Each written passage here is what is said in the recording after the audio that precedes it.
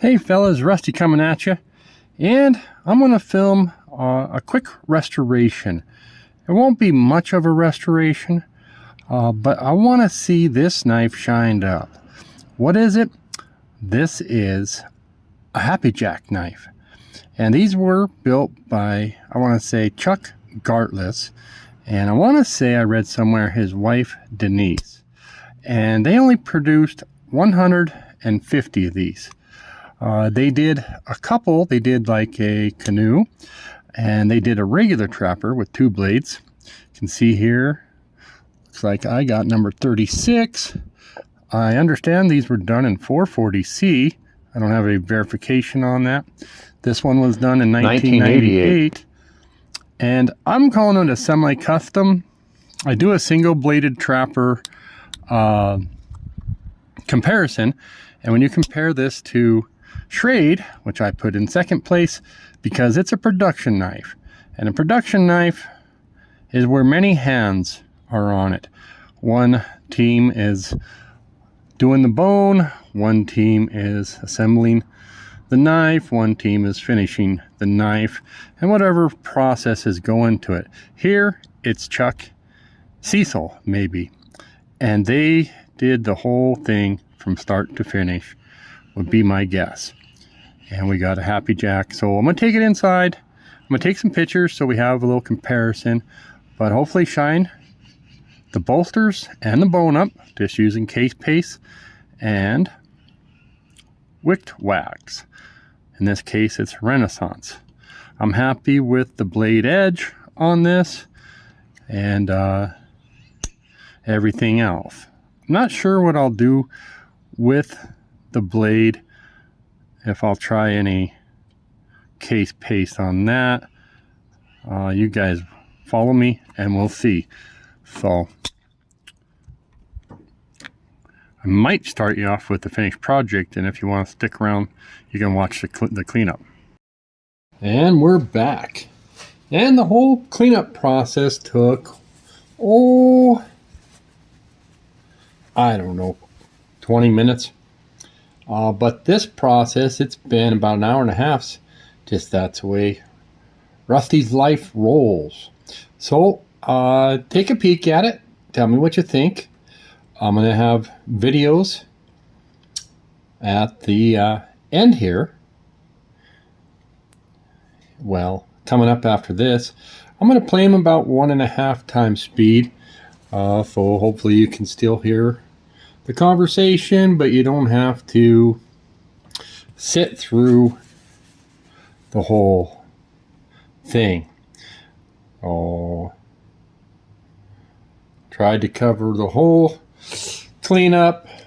You guys may have your own idea on how to do it, and I hope you share, because I am no expert and I'd love to learn from you guys and the whole community. So if you have some tips or some advice, drop it in. If I'm doing something that's going to hurt the knife, well, I'd like to know about that too. Well, there she bees. That's a Chuck Garlits, or that's the Happy Jack, and there's some connection there, if you guys haven't seen it, to Hughes Hardware in Indiana. So any of you Indiana boys familiar with Hughes Hardware, apparently I think they made some knives with this same shield, and great knife, really is. So all right, there'll be some pictures at the end, some before and after, but we got about 15 minutes of just work. All right, thanks for stopping in. Okay, now we're inside, and my workstation is a kitchen table. Here I have a clean microfiber cloth, just ran it through the wash yesterday. That's kind of the polish, that's the wax phase. We're gonna take the wax off. This is a finishing rag I use. You'll see those. Got me a nice nylon brisk knife, knife brush. Two, these were brand new toothbrushes. One I use with case paste on it. The other one I don't. I use it to take the case paste off. Here's your case paste, and here's your wick wax. Okay, I don't want to endorse anybody here. Probably just did. They'll jump on my video. Okay, so I'm gonna get set up here. Okay, so I may speed this up, probably 1.5 or 2 times. So if you guys want, you can see it. Maybe slow it down on this section. What I like to do is I like to get both sides nice and gummy with, I suppose this is going to hurt the camera, case paste. And I like to bundle up my, try not to shake the camera. What are we doing? Oh, bundle up my microcloth. That way I can press a lot harder. And, oh, my darn dog. Yeah, I know some of you have dogs, so I don't know if you got any that are as high maintenance as my little princess. So we're going to have to do round 2 here, and just more of the same. I'll do circular motions. I'll tilt the knife. You got to get up a little. You got to hit different angles because, you know, we want shine everywhere. And it's coming. It's coming. This thing was buggered up, I'll tell you. A lot of times I'm happy with 1 or 2 passes. This one might get more. So what are we going to do here? Well, this is how I do my back spring. Now, a lot of people might disagree with me here, saying you don't want to get that on your bone. Well, I've had worse on my bone. Oh, I did. Yeah, you mean on the knife. Okay, so this is how I do it. And yeah, it actually polishes up the bone. And I use case paste on the bone. So probably should have showed you guys that to start with. And sometimes here, you know, we got a little bit more to go.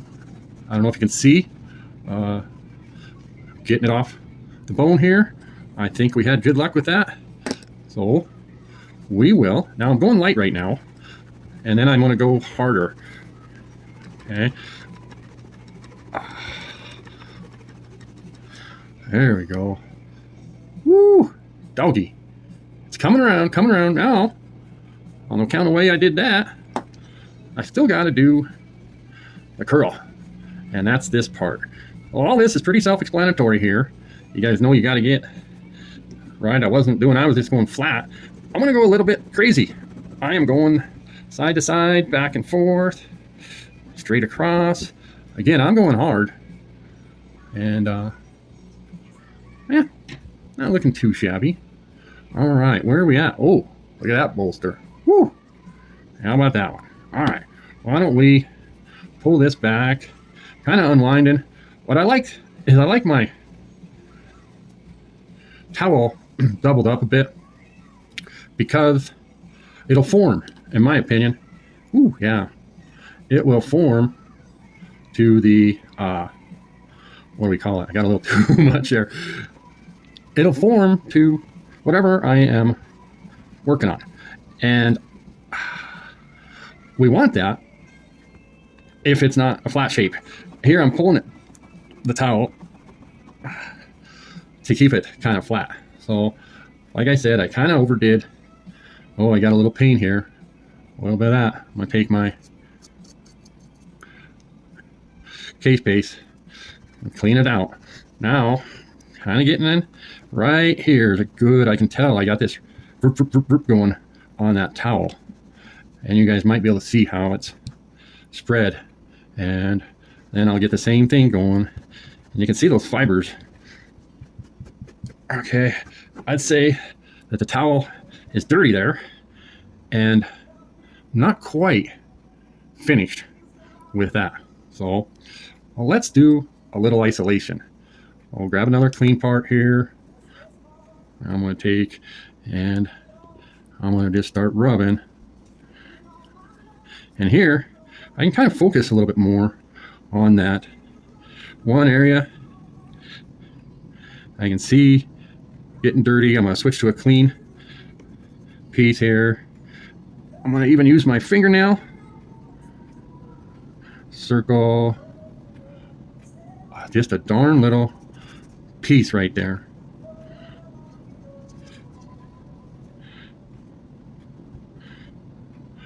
And that might be a ding. And if it's a ding, I think it is. well, I'm not going to get it out. So now we're going to do a little quick inspection and see. That's another thing with this paste. What's dings and what could we get off? Okay. Earlier I talked about the finishing towel, and I see some grind marks, and that's not going to be from case paste, I don't think. Okay. And I should mention, I do have a little wet paper towel, which is always handy to keep here. Last night when I was doing this, I give myself a nice cut, and I'll tell you, case paste and blood are not a good combination. So where are we? I'd like to just see more shine. So I'm going to roll this up again. I'm going to dab it right here where I got a little bit of a hill, if you guys can see what I'm talking about, to work with. And I'm going to just go, I'm going to go across those scratches.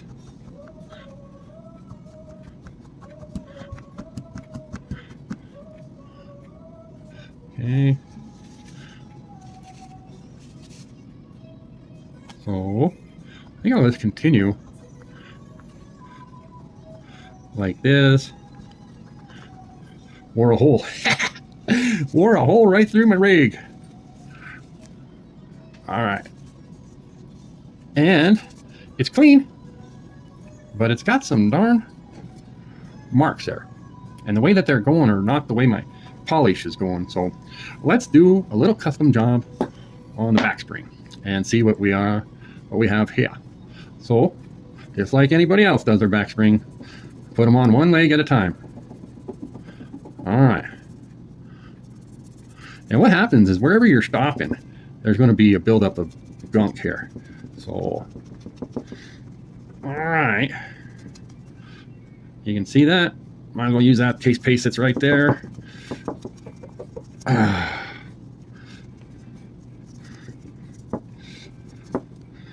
And again, I got some little stuff. Now, in my mind, I'm going to be done with this because I'll do this again someday. And I don't think my plan is not to let this go. And I got a little case paste right there. Take it off. That's my toothbrush. I don't put case paste on. Of course, I got some on there. But again, my plan is, keep it in nice shape. And I'll come back someday, and it won't be as bad as it is right now. It's not even bad. And my second job will get it better. Okay, so I don't know about this shield, what I'm dealing with. So I'm going to go easy on it just to see. I don't want to take off, the face or anything. Now, you can see right here, that's kind of purple. And yeah, case paste can, in my experience, lighten your bone.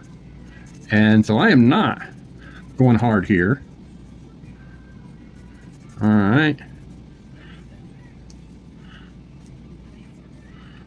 Okay. I'm going to clean up my Happy Jack.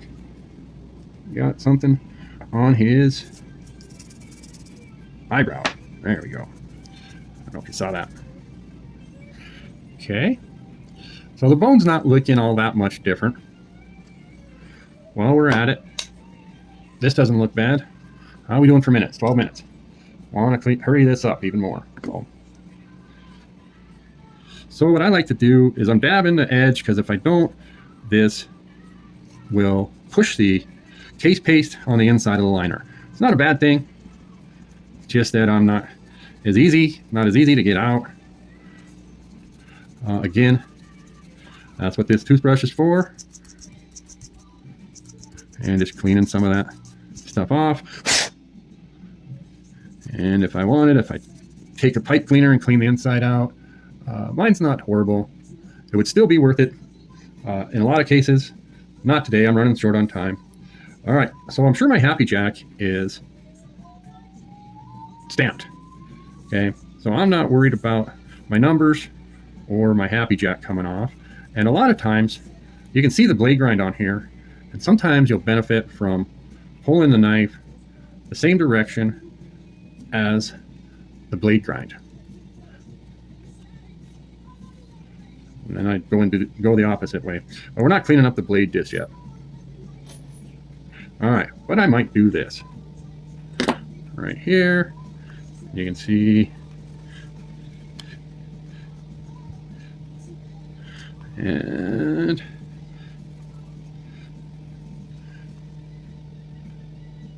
there we go. So sometimes it's trouble even with the clean cloth. Sometimes it's hard to find clean. All right, so on my Winchester knives, my Remington knives, I really wanted to show off the tank stamps. And so I'm just using a toothbrush, and that's got a little, whatever case paste is on there because I used it to remove case paste. Okay, all right. And then we're gonna get, and I like to bunch this up. That's the secret to these towels, is you bunch them up and then you fit them in, and then they go places your finger won't go. All right, and then we'll see. All right, and what do you know? Now the second thing is probably going to have oil, knife pivot lube here, whatever you use. And I'm shredding my toothbrush. This thing is sharp. Okay. But I'm finding some spots as I'm doing this with some little areas I can polish on this blade. And I've done this before. This is kind of fun. And in fact, sometimes I will. Now, what are we doing, Rusty? Yeah. We are, that's right, trying to polish this spring right here. And what that hopefully will do is, right, the inside of that spring, it'll just help with the walk and talk. All right, I think the last thing to do, well, as far as polish wise, we're gonna go and just a little dab will do ya. And I suppose if I was thinking ahead, I should have closed the blade on this. All right, so we're gonna do, and you can see that color coming off, and it's not a black, okay, it's not a metallic, right? It's a purple. And I actually was thinking about this out on my walk today, and I was thinking, I've done this before, and I like my bone better this way, and I think you might too, because the bone, I think, leaves the maker's hand with the idea of getting used. And we like, believe it or not, knives that have been handled. Yeah, not the scratches, okay? But we like a little faded, like bone's gonna fade over time. It's gonna fade with your hand oils get on there, okay? But now, I take a little wax, and this stuff will melt in your fingers. And so I like to get it melty, and we gotta try to push it into these grooves. But also, now I got this wax, and my thing, this is a little bit like a car wax, it really is. And so I put it all over the knife, and that's gonna help these liners from patina again, okay? And it's gonna just protect everything, all right? And I'm pushing it in, it's gonna shine up. It's used on furniture, it's used to shine up steel, metal, gosh, I don't know, in this case, bone. I'm gonna put it on my blade, just like so. Hopefully you can see that. Put it on my tank stamps, put it on the back here. I'm gonna put it right on here. There we go. And like a car wax, I'm gonna leave it. So we'll be back, maybe 20 minutes, maybe 2 hours. For you guys, 2 seconds. Okay, and we're back.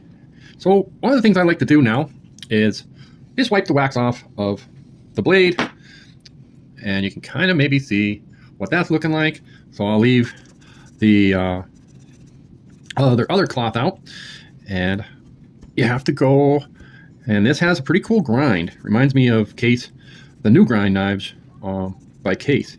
Again, I want to make sure, yeah, you know, I'm not messing with this Happy Jack.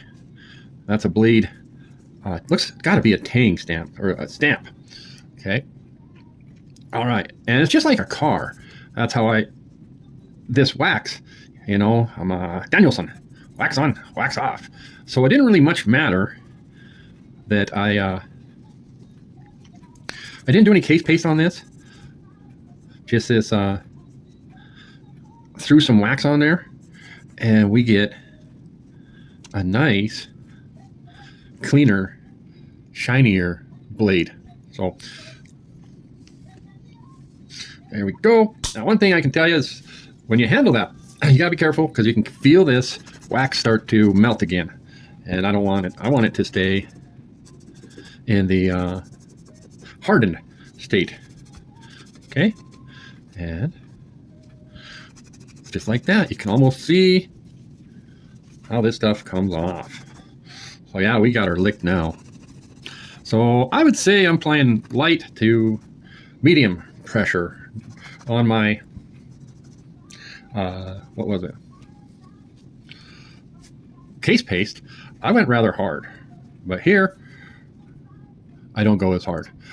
So we'll take this out in the sun. I'll bring my finish rag here. And then you start to get those. All right, let's head outside. Actually, you know what, guys? We're going to go ahead and finish this because I'm going to shoot the outside video. I'm going to put it second. And then for those of you who wanted to stick around, thanks. Bye now. Comparison photos to come.